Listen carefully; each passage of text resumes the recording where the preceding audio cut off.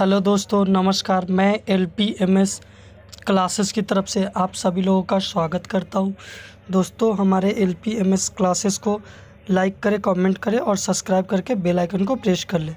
दोस्तों, आज हम पढ़ेंगे शक्ति संतुलन और सामूहिक सुरक्षा, राष्ट्रीय हित की अवधारणा और आलोचना विशेषण। प्राचीन एवं मध्य युगों में राज्यों के हित अधिपतियों के हित के निम्न नहीं माने जाते थे। राजा अपने व्यक्तिगत गौरव के लिए युद्ध करता था, अश्वमेध या राज्य सूर्य यज्ञ करके चक्रवर्ती बनता था। राजा के गौरव के लिए युद्ध करता था और अपना प्रजा का गौरव भी वित्त होती थी। राजा के सेवर सैनिक लेकर दिग्विजय करने निकलता था। वापस लौटने पर लूट का कुछ माल प्रजाजनों में भी वितरण कर देती अथवा वह राजनीतिक साहस भी विदेश नीति मात्र युद्ध के अथवा नहीं करने की नीति तक सीमित रहती थी। राष्ट्र राज्यों के उदय के साथ अंतर्राष्ट्रीय राजनीति इतनी सहज नहीं रह गई। अधूरी क्रांति व्यापारिक उनमें वैज्ञानिक दृष्टि, यातायात तथा संचार के साधनों का प्रसार, इन सब के फलस्वरूप उनमें वैज्ञानिक दृष्टि से राजाओं और राजकुमारों, सामंत, सेनापतियों या का ही खेल नहीं रह गई है। विदेश नीति और राष्ट्रीय हित। राष्ट्रीय हित की अवधारणा विदेश नीति का मूलभूत सिद्धांत है। विदेश नीति निर्माण का प्रारंभिक बिंदु राष्ट्रीय हित। जब तक दुनिया राजनीतिक दृष्टि से राज्यों में रहेगी, तब तक विश्व राजनीतिक में राष्ट्रीय हित की मार्मिक विषय रहेगी।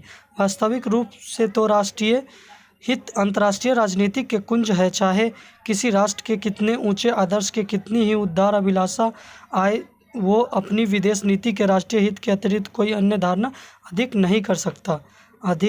राष्ट्रीय हित अंतर्मार्ग। राष्ट्रीय हित कई कारणों के प्रभाव से बदलता रहता है। कभी कभी नेतृत्व वर्ग या जनता के मूल्यों में परिवर्तन होने से मार्मिक राष्ट्रीय हित की अवधारणा बदल जाती है। उदाहरण, चीन के जन्मदाता डॉक्टर सुशील सेन की यह मान्यता थी कि चीन का हित सोवियत संघ के साथ मैत्रीपूर्ण संबंध स्थापित करने में है, परंतु उनके उत्तराधिकारी चाइना को शेख की मान्यता उनके बिल्कुल नहीं थी। टैमन और आइजनहावर साम्यवादी चीन के विरोध की नीति अपनाने में ही अमेरिकी की सुरक्षा समझते थे, जबकि निक्सन और कासिगार चीन के साथ वेदांत के मधुर संबंधों का स्थापना में अमेरिकी हितों की अभिवृद्धि समझने लगे। राष्ट्रपति मानते और इसलिए उन्होंने रूस के $1.60 बिलियन का ऋण देना स्वीकार किया था। ऋण नहीं है दोस्तों, ऋण।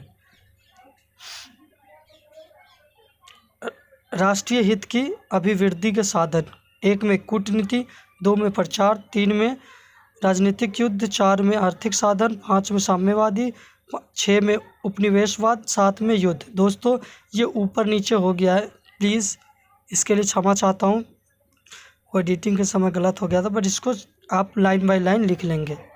दोस्तों, जल्दी ही हम आपका इस वीडियो का सेकेंड पार्ट लाएंगे। दोस्तों, इस चैनल को लाइक करें, सब्सक्राइब करें, अपने दोस्तों से शेयर करें। Thank you.